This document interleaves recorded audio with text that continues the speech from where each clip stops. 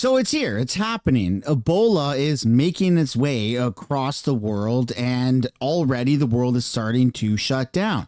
Massive news. America is taking massive steps, and Canada is actually getting the scraps from America. There was a plane with somebody who was infected that was traveling to the United States that got diverted to Canada. I think to like Montreal or something like that, because Trump's going, hey man, no, we're not having that.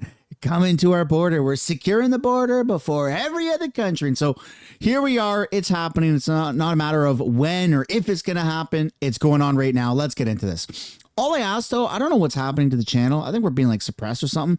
Can you guys can we test something out? Can you guys hit the like button? Even though this video is like not really good news, just hit the like button. And if you're not subscribed, just please subscribe just on this video. Let's see if that does any difference to the channel. Okay. Americans returning from Ebola affected countries must now re-enter through a specific area for enhanced screening. And then more recently today, the former CDC director warns that Ebola is moving very rapidly and could become a very significant pandemic. And the mortality rate for Ebola, ladies and gentlemen, lies around 50%. So this is happening. All right. This is like some serious stuff. Okay. And take a look at the World Health Organization and what they just recently said. Today, I had a call with the Minister of Health of the Democratic Republic of the Congo concerning the new outbreak of Ebola disease in the country's northeastern Ituri province. Currently, WHO is aware that 13 cases of Ebola have been confirmed. This is the 17th recorded Ebola outbreak in DRC since the virus was first identified in 1976. The World Health Organization's representative to DRC and other WHO experts are in Ituri and working side by side with DRC health authorities to respond to and contain the outbreak. So it's been around for a very long time, but the thing that's troubling is it's making its way to major areas like the United States and even in Canada. And I mean, massive international airports. This travels very, very fast. Take a look at what the Trump administration just recently said. You told us 2 days ago when you stopped by the bullpen that the WHO was a little late, were your words, I think, in identifying this strain. The WHO chief has now responded. He said it might be because you don't understand the global health policy system. Yeah. Do you have a response to that? Well, the World Health Organization has unfortunately not done well around the world. I think they failed miserably during COVID. They covered for China, and that's how we're getting out of it. That said, we're going to work with anybody who wants to fix that problem. Our number one objective on Ebola, before anything else, and we think it's terrible what's happening there to the people. We've been very involved with DRC on the peace deal with Rwanda and so forth. But our number one thing has to be we can't have it affect the United States. We can't have Ebola cases coming here. So you saw we're now not allowing people to come in. In fact, I think we had a flight last night headed to Detroit that was diverted because we have to protect the American people. So objective number one is to make sure that Ebola never reaches the United States. Objective number two is do what we can to help the people of DRC and neighboring countries so it doesn't spread. And I think we're up to 600 confirmed cases. There are probably more. We'll learn more about it. We're providing, I think we've offered to fund the first 50 clinics that pop up and are ready to step forward. So I wish we would have gotten started on this 2 weeks ago, that the alert had gone out sooner. I also recognize that the outbreak began in a war-torn country in a very rural area that perhaps doesn't have some of the support networks that some of the other places have. But again, I want to repeat to everybody, we care about Ebola. We don't want anyone dying or being affected by Ebola. Yeah, the thing is that the governments around the world lost a lot of trust, right, from 2020 to 2023 or whenever the hell that was. And now when there's a real serious thing that can happen, like what's happening right now, if this doesn't get a lid put on it very quickly, I mean, it's going to make what previously happened from 2020 to 2024 look like child's play. Like this is pretty intense. And even President Trump said he's worried about it. Ebola, you said Ebola. Yeah. Should Americans be concerned about Ebola? I'm concerned about everything, but certainly am. I think that, it's been confined right now to Africa. But it's something that has had a breakout. I could ask Bobby or Oz to say a couple of words about it if you'd like. Today, the CDC held a press briefing that provided a lot of the answers and information, but we have stood up a full interagency response. The Department of State, the CDC, the Department of War, everyone is fully involved in tracking. Today, we do have an announced today at the press briefing. There is an American that is symptomatic and has tested positive for it's the Bundibuja virus, a strain of Ebola. All right, yeah, wiki bang bang, whatever the hell virus or strain it is. Ain't nobody want it. Put a lid on it. The whole world is preparing for lockdown. And so since this announcement, things actually escalated quite a bit. At the beginning, I mean, I said a whole flight that was heading for Detroit got rerouted to Montreal. Have a look. And Ebola travel restrictions forcing the United States to divert a flight headed for Detroit. Homeland Security sending the plane to Montreal instead. The passenger from the Congo boarded the flight in what officials say was an accident. The U.S. currently... That was an accident. Okay. So Canada's so progressive that they're like, yes, we'll bring in the really bad guys and we'll bring in the Ebola infected people. Oh my goodness. It's like they want to shut things down again. It's like they're waiting for an excuse to roll out these digital IDs and whatever. I mean, the conspiracies, they just write themselves at this point, right? But it is a little scary because we know that the next big thing is happening and everyone's been kind of waiting for what it is. And is this it? Is it now here? Is it just the early stages, like at the end of 2019? We're like, oh yeah, there's a couple little things to worry about. And then bam, out of nowhere, everything shut down. It's hard to tell. It's hard to tell. He has travel restrictions on 3 African nations where Ebola is spreading. They will be in effect for the next 30 days. Okay, with that now, the growing concerns stem from an American doctor working in Central Africa testing positive for the disease.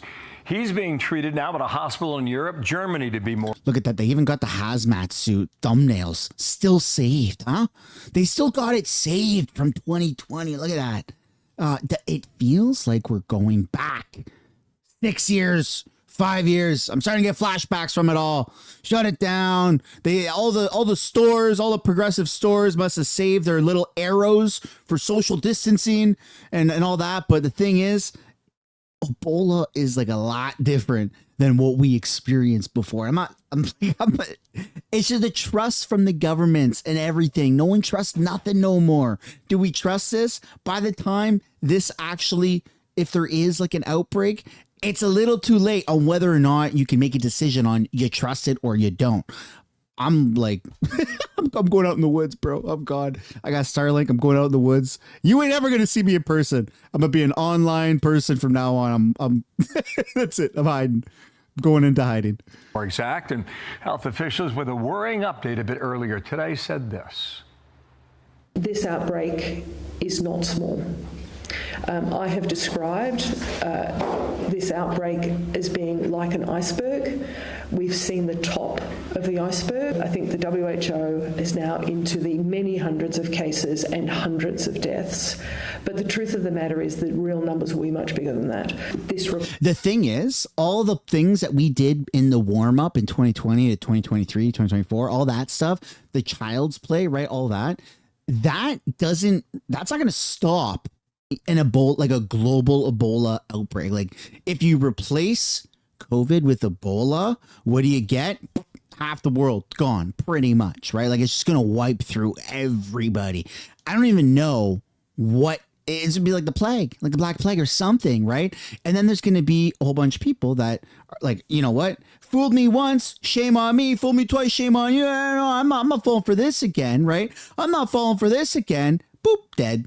Boop, dead. Everybody's just gonna die. So what do you do? What do you do in a situation like this? If you don't trust the news, you don't trust the government, but it does wipe through people. I mean, it's not like you get cold and flu symptoms. Like this is a big thing. It's been around for a very, very long time. I don't really know anybody that's having like Ebola parties, right? Like I've never heard of that. Maybe I'm falling for the hype or the news or whatever, but I'm not rushing into like an Ebola party where friends got Ebola and like, yeah, come get it, bro. It's nothing. No, I don't want anything to do with this. I want nothing to do with this. I want to go hide in a cabin and have a little garden and homestead and have my wife make sourdough or something. I want nothing to do with this modern stuff. Hell to the no. Get me out of here.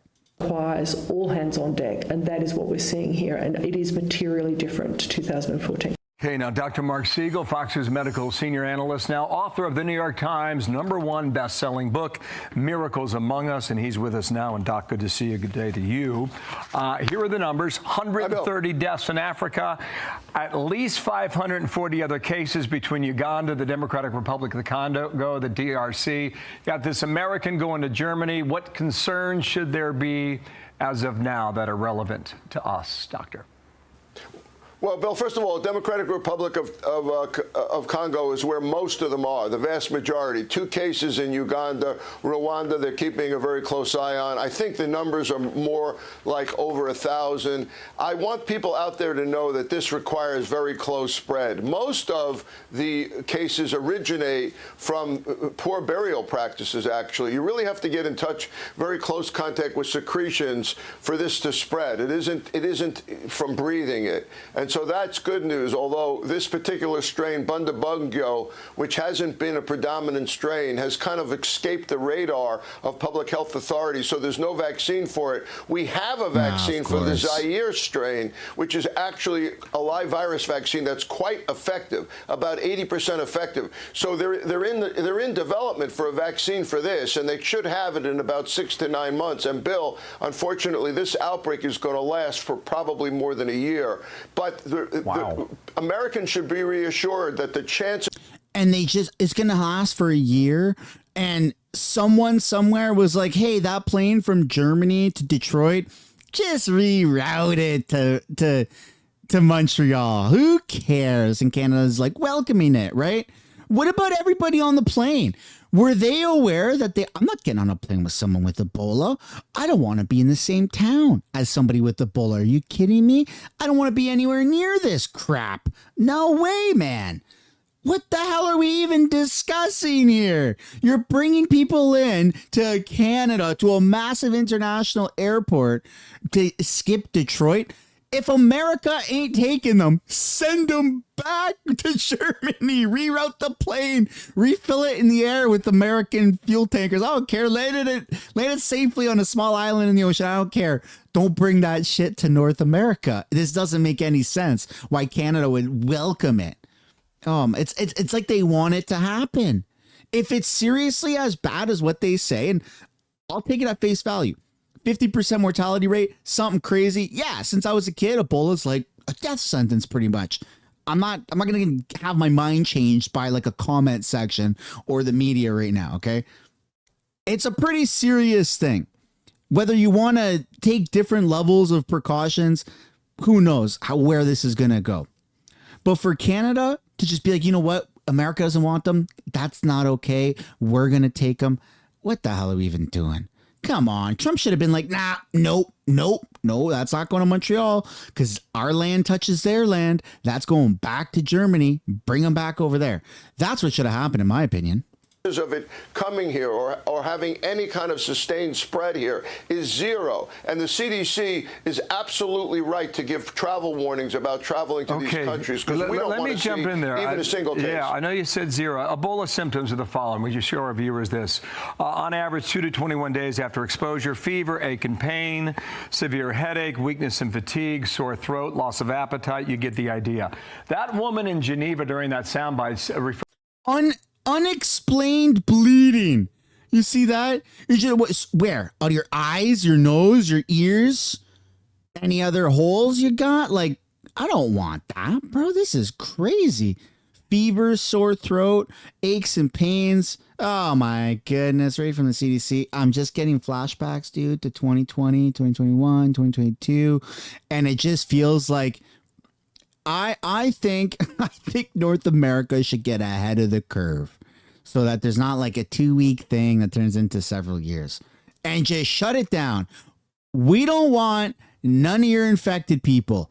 I don't care. If you're infected, you're off the island. Get out of here. We ship you back somewhere else. I don't care. Get them out. How about we just do it that way? Like right from the beginning. But none of this progressiveness. And we're like, okay, well, we'll take the plane to our airport because big old Trump, mean old Trump don't want them.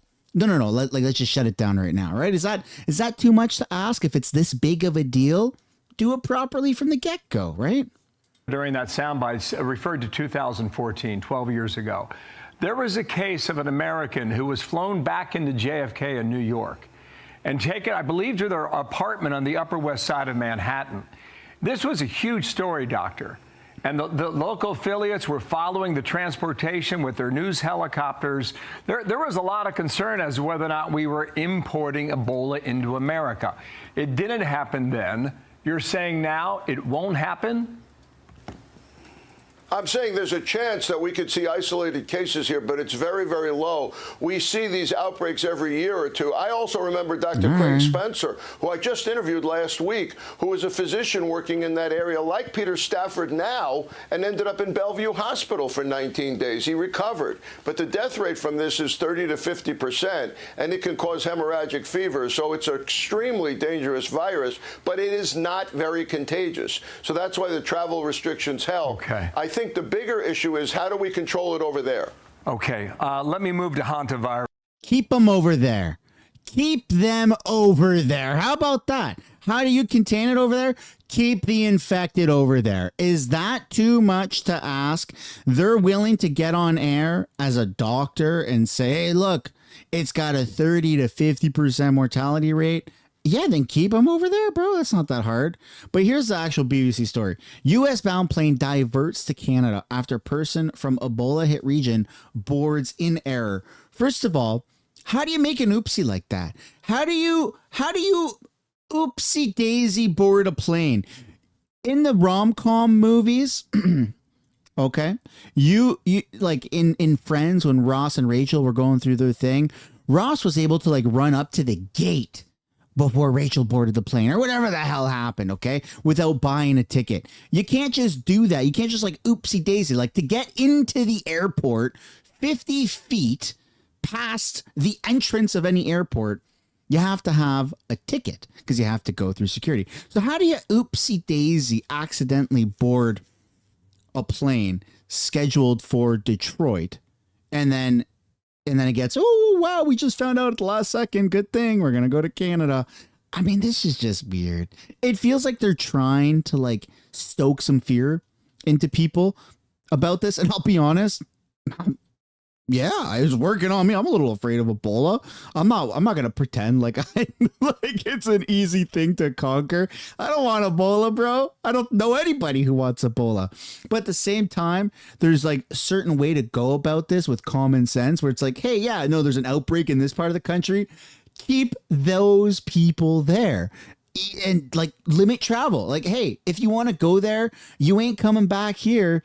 And if you're trying to get back here, you got to go through a bunch of tests to figure out if you're even like been exposed to this, because we're not risking nothing. I feel like 2026, after going through everything we've done, it feels like that's kind of common sense. But it turns out it's not. Turns out maybe North America faces a form of an outbreak. I want to know where you guys stand on this. Are you afraid of this? Am I like smoking some weird propaganda drugs here? I don't really know. But yeah, I don't want nothing to do with Ebola at all. Like ever. No, thank you. No, siree. Anyways, hit the like, subscribe, and we'll see what happens with this story, right? We'll see if we do actually go into a formal lockdown. But I wouldn't be surprised if we do, because we know that we're on the brink of a new world order. This ain't a conspiracy. And we know that in order to get from where we are now to that new world order, something like this has to happen. It has to. It's set in stone. Not by me, but by Klaus Schwab, by all the elites and stuff. And so, yeah, it's just it. Time will tell.